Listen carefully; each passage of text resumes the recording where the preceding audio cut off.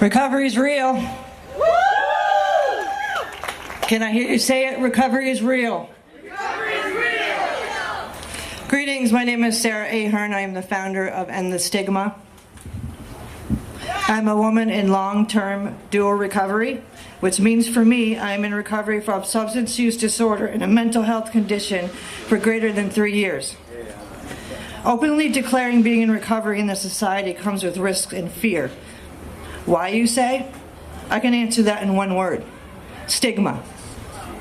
Stigma is defined as a mark of disgrace associated with a particular circumstance, quality, or person. In the recovery world, it is defined as a strong lack of disrespect for a person or a group of people, or a bad opinion of them because they have done something society doesn't approve of.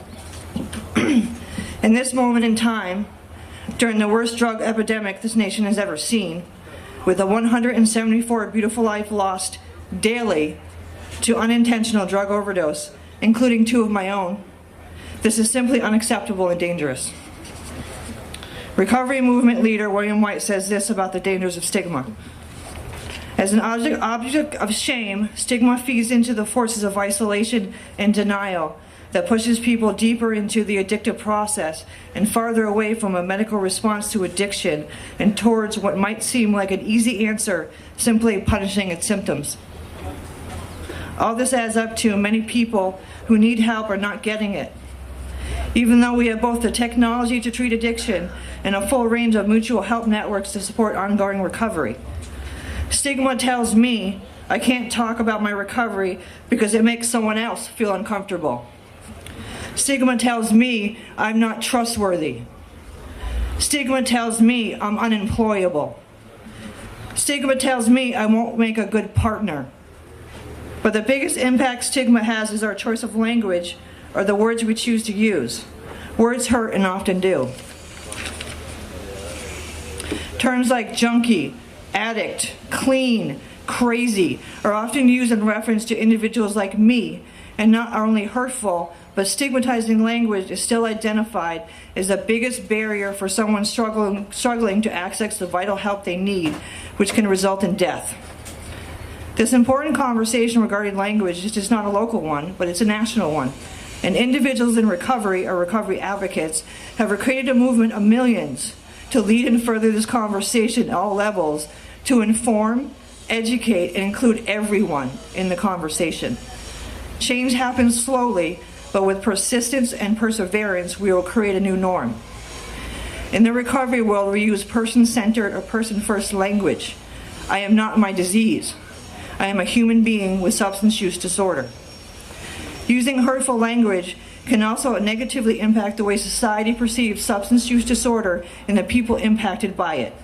But most importantly, it can affect how individuals think about themselves and their own capacity to change.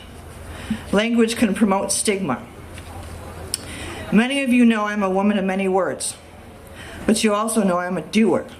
So I'm going to request all of you take a concrete action step with me today to break stigma in an open and transparent way. I would like all of you to take the Anti-Stigma Pledge, and I thank the great consenter and Michael Botticelli for creating it, and you can get your copy of this pledge at the Recover Project table and the RLC. The pledge states simply, I believe that words I use in talking about substance use disorder are important in reducing stigma. I pledge to treat all people with substance use disorder with dignity and respect.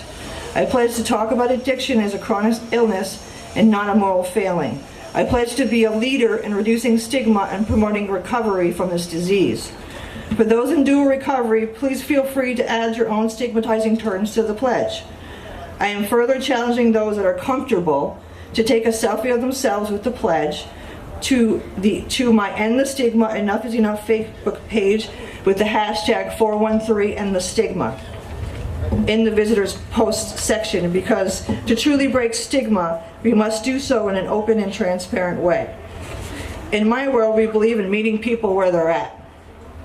So it's okay if you're not comfortable posting publicly, but please read the words in the pledge and practice using them daily. And for further reference, please also check out the Addiction-ARY, an online resource for more examples.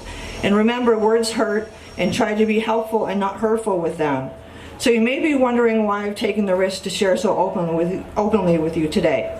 It's very simple for me. So that my light of recovery will shine so brightly that others still in the darkness may find their way out. I leave you with a quote from the film Judgment at Nuremberg by Judge Dan Haywood. There are those in the country today who speak of protection of the country, of survival. The answer is survival as what? A country isn't Iraq. It isn't an extension of oneself. It is what it stands for when standing for something is the most difficult. Before the people of the world, let it be noted in our decision here that this is what we stand for. Justice, truth, and the value of a single human being.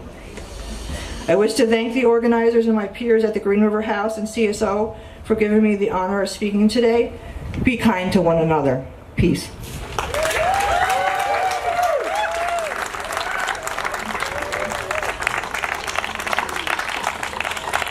Yeah, thank you, sir.